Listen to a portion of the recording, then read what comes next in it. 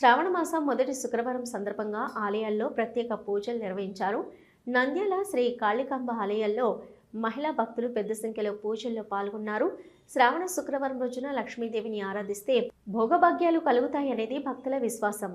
నంద్యాల పట్టణంలోని స్థానిక గాంధీ చౌక్లో వెలిసిన శ్రీ కాళికాంబ దేవాలయంలో శ్రావణ మాస శుక్రవారం పూజలను ప్రజలు భక్తి శ్రద్ధలతో నిర్వహించారు. స్థానిక కాళికాంబ దేవాలయంలో అమ్మవారికి ప్రత్యేక పూజలు, అభిషేకాలు ఘనంగా నిర్వహించారు.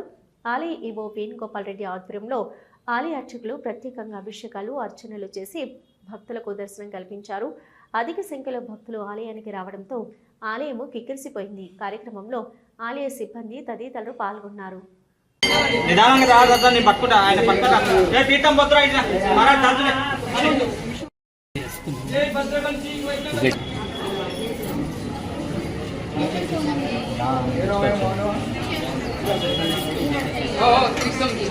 అందరూ వచ్చి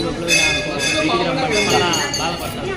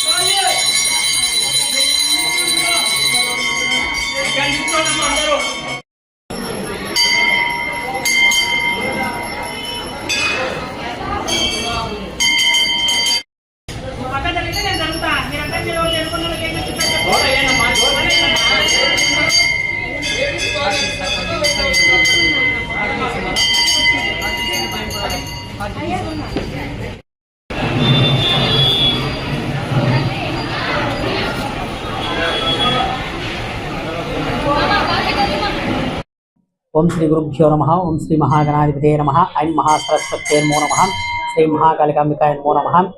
మన నంద్యాల పట్టణము కోటా వీధిలో వెలిసినటువంటి అతి ప్రాచీనమైనటువంటి శ్రీ కాళికాంబ చంద్రశేఖర స్వామి దేవస్థానం నందు శ్రావణ మాస ఉత్సవములు అంగరంగ వైభవంగా నిర్వహించడం జరుగుతున్నది.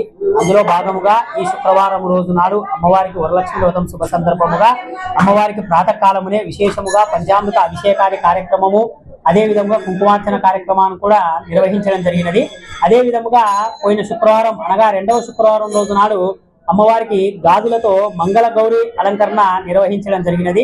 ఆ గాజులన్నింటినీ కూడా ఈరోజు వరలక్ష్మి వ్రతం శుభ సందర్భముగా వచ్చినటువంటి ప్రతి ఒక్క భక్తులకు కూడా పంచడం జరుగుతున్నది.